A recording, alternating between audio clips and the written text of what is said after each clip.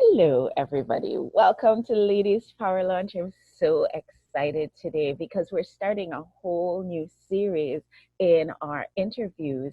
And this series is looking at success in any season.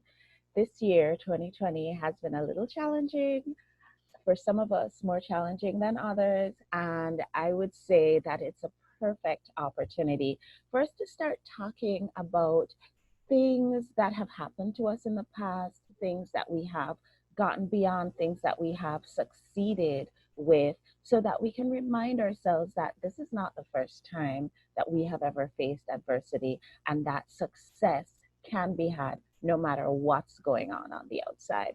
I'm excited because today I have with me Jenn Grace, and she is going to share with us her success story, success in spite of the odds. I'm excited that Jenn's here for a couple of reasons. One, she's a brand new member of our Ladies Power Lunch group. So let's give her a round of applause for joining us. Really excited to have you here. And Jenn, would you please share with our audience, who are you and what do you do? I love the broad question. So I am Jenn Grace, as you said. I am here local in the Hartford area, which is always fun when I'm connecting with other, especially ladies in the Hartford region. And I have a publishing company called Publish Your Purpose Press, and we focus on telling stories mostly of underrepresented communities and groups that are nonfiction or memoirs. So, and we do kind of the whole process. I can, coach people through the process. We can do the entire publishing process. We have programs. We have a lot of different ways, but at the end of the day, my whole purpose and mission is really, how do I amplify and elevate the voices of others? And so, sometimes those voices are coming from very marginalized backgrounds, and sometimes they're facing a huge onslaught of adversities in their lives, but yet they're using that story for the greater good and to help and empower other people and their readers, which is just super inspiring. I love that. I have a question for you. Do you have an actual press? Yes. You do? Yes, we do. We do Awesome. all the things. Yes, we do, like from the editing to the layout to the printing to the distribution, all of the things. Excellent. This is very good information to have. So there may be an opportunity for some collaborations because, as you know, I am self-styled queen of collaboration. So there's always an opportunity to find ways to work together. So you tell stories, you or help your clients to tell stories about the things that have gone not so well in their lives and how this can empower the communities that they're in or the communities that read their books. And one of our members, she said once at one of our meetings, how dare you not tell your story? Because there are people out there who are losing sleep at night because they're going through something very similar to what you've gone through, and hearing your story might be the one thing that actually helps them through this tough time. So it's really great that you're helping people to tell their stories. How did you get into this area of business? So it's a great question. And it's not a linear path as many like things to be, but we're entrepreneurial. We know that linear really doesn't exist when you're an entrepreneur. But for me, I started off as a consultant, and in my consulting work, I had written 3 books at the time, and everybody that I knew was like, well, how did you know how to publish your book? How did you know what to write? It was all these, how did you know, enter any question here. And after having those questions so often, this goes back to 2012, I got them so often that in 2015, I was like, all right, I'm tired of the questions. I'm going to find a way to put us all together, and I'm going to teach you all of the things that I know to help you get your book done. And that was in 2015. So fast forward, I run this program a bunch of times all through 2015 into 2016. And then I had a number of authors that just were like, I know that you are showing me how to do this, but can I just pay you to do it for me instead? And I was like, well, that wasn't exactly my plan, because I was thinking like, I'm gonna create this online program. It's gonna be a scalable business. I had all of these visions. And then overnight in August of 2016, I was like, well, Now I have a publishing company. And so I just kind of organically figured out all of the nuts and bolts of running a publishing company, which are very different than writing and publishing your one singular book from a self-published standpoint. And, there's a lot of things in hindsight I kind of wish I had known. And there's also a lot of things in hindsight that if I had known, I might not have done what I did. And, but at the end of the day, I love what I do because I get to talk to different people and I get to be like a sleuth and trying to like help uncover what their story is, because what you tell someone on the surface your story is, but what the reality of your story actually is, a lot of times those aren't exactly the same. And so I like to dig deep and like really get people thinking about what their story is and how it connects the dots and helps other people.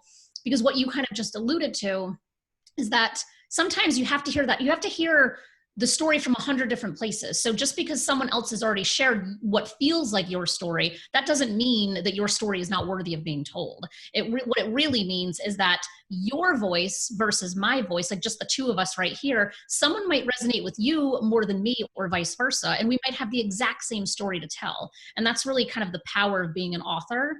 And the power of connecting with your readers is that you never know who that reader is really going to connect with based on whatever number of variables. So to me, there's more stories to be told in this world than I think people realize. I think a lot of people have self-doubts, they have limiting beliefs, they have all this baggage comes up of, I'm not worthy enough to share my story. No one cares what I have to say, or no one cares what I went through. And the reality is, I think exactly opposite of that. Awesome. And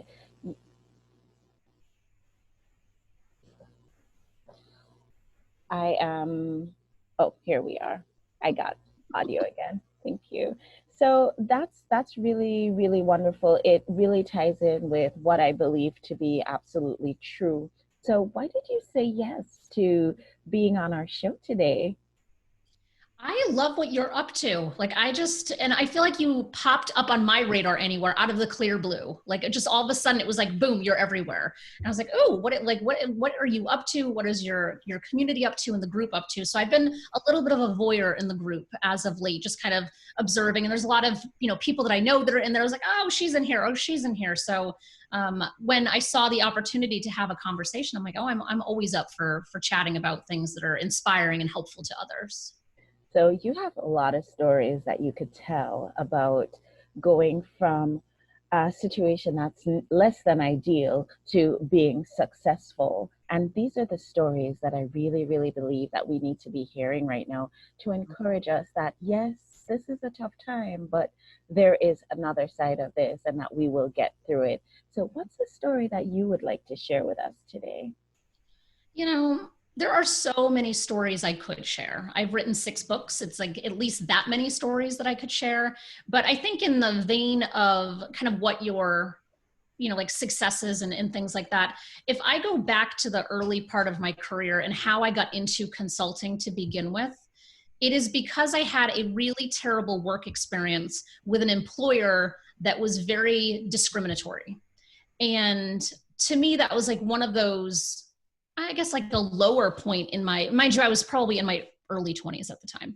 So it was a while ago, but I remember it so vividly because I would go to work and it was a very hostile work environment, a very intolerant work environment. There were homophobic slurs just thrown out every which way at all times. And I just didn't feel safe or comfortable in the workplace that I was in. And so I think that was my there's probably other personal experiences before that, but my first career experience where I realized that I had the power to do something differently. And so I tried for a couple of years at this particular employer. I tried to create a more culture of inclusion, and I failed miserably because the organization just wasn't there yet. And so I left that to then go teach and train other companies about how they could be more inclusive. And that's kind of what led to my consulting business, which led to my books, which led to my publishing companies. So while on the surface it doesn't seem linear, it really does kind of all like make perfect sense when you hear the full story of it.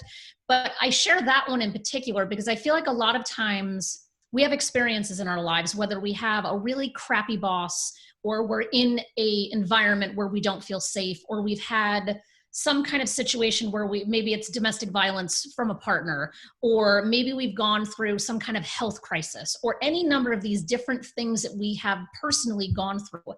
It's it's using that story and that adversity and that really crappy experience to find some kind of bright spot on the other side of all of it. Because I think I often talk about like hope, like when there's still hope, truly anything is possible. Like you can do anything when you have hope.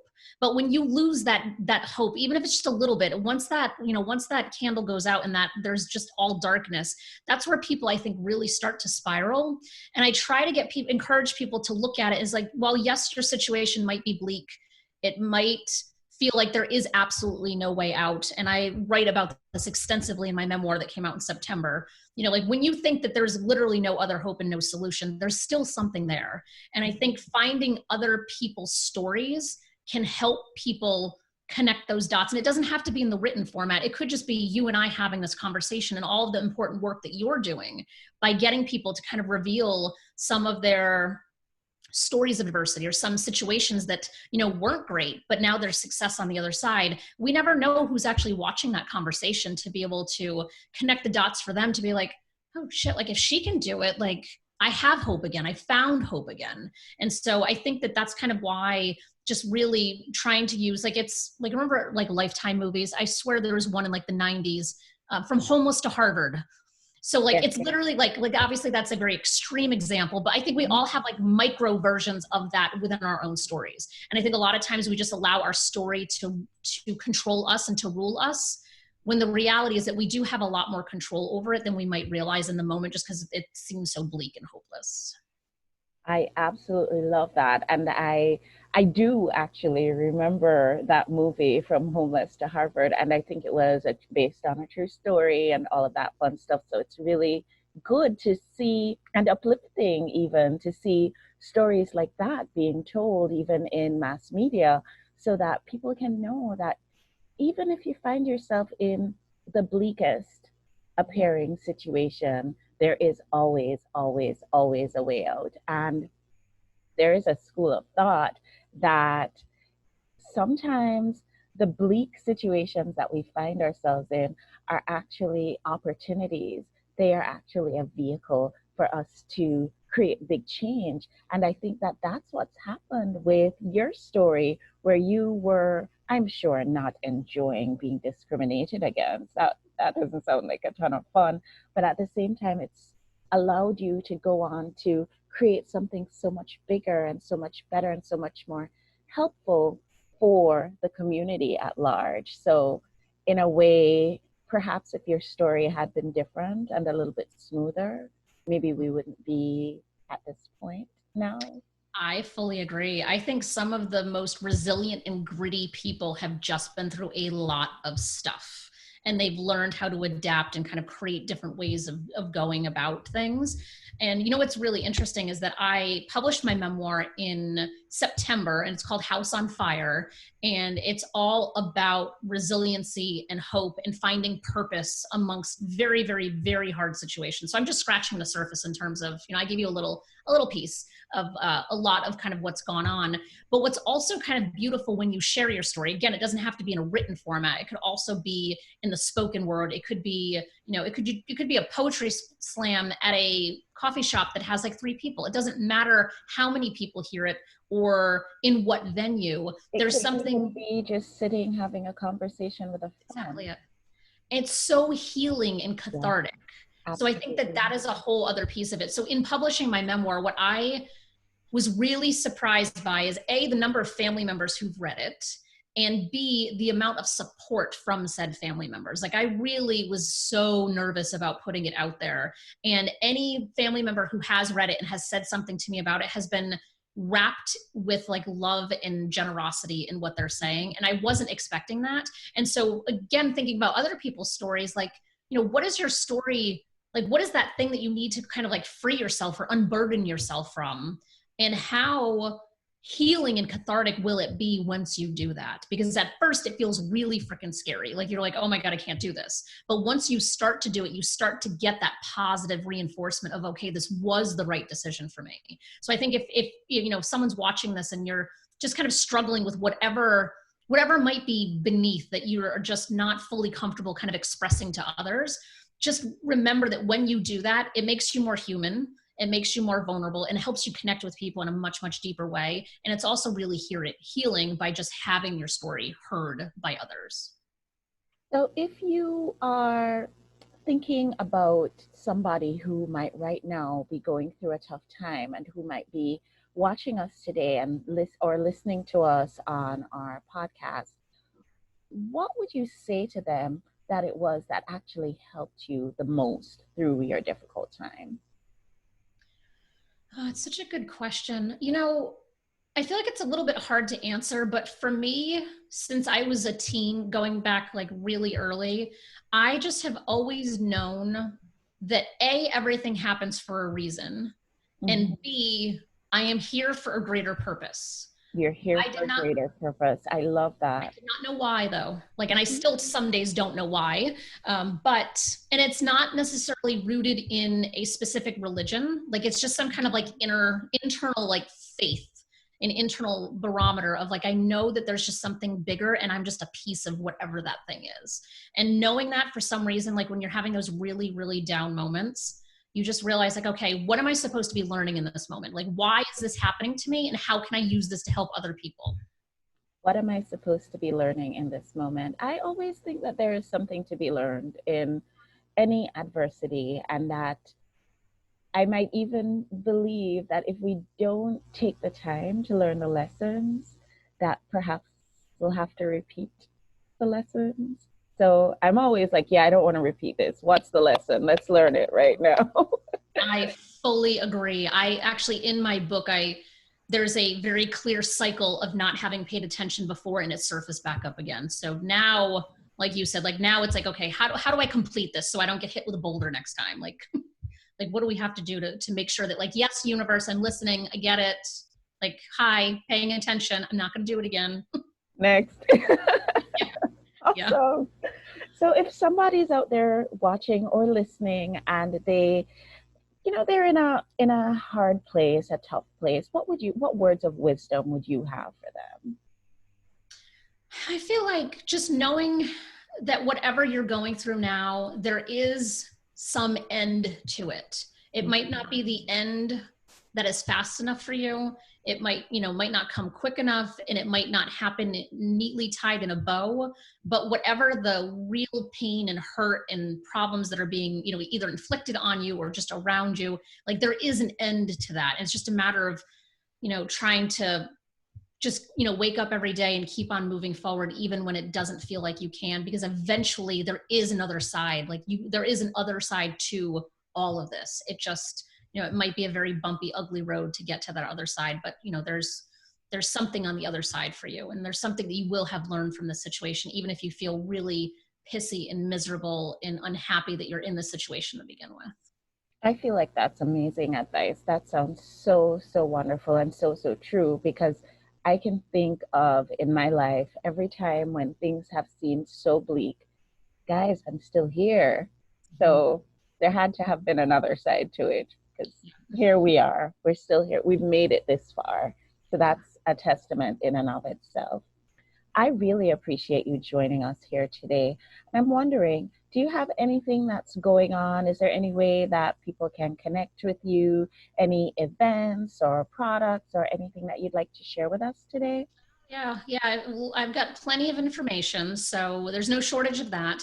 So, for anyone who's kind of a first time author trying to navigate a publishing space that is very, very complicated and convoluted, I have a lot of materials and resources around that. So, if you're kind of ready in that phase of you have your writing is done and now you need to get it published, we have our Publish Your Purpose Academy, which we're starting a new cohort in January. And then additionally, if you haven't started writing yet, but you're trying to figure out how to get started with your writing, we have a completely free program called Getting Started for Authors. And it's all of the nuts and bolts, and like it's not necessarily writing craft, but it's just how do you plan time and organize yourself to make the time to get this writing done that is meaningful and important to you. And that's a free program that I'm always encouraging people to participate in. And what's your website? It is publishyourpurposepress.com, and all of the links to all of the things are there. Awesome. That is great. It is such a pleasure talking to you, Jen. I want to say again, welcome to our Ladies Power Lunch community.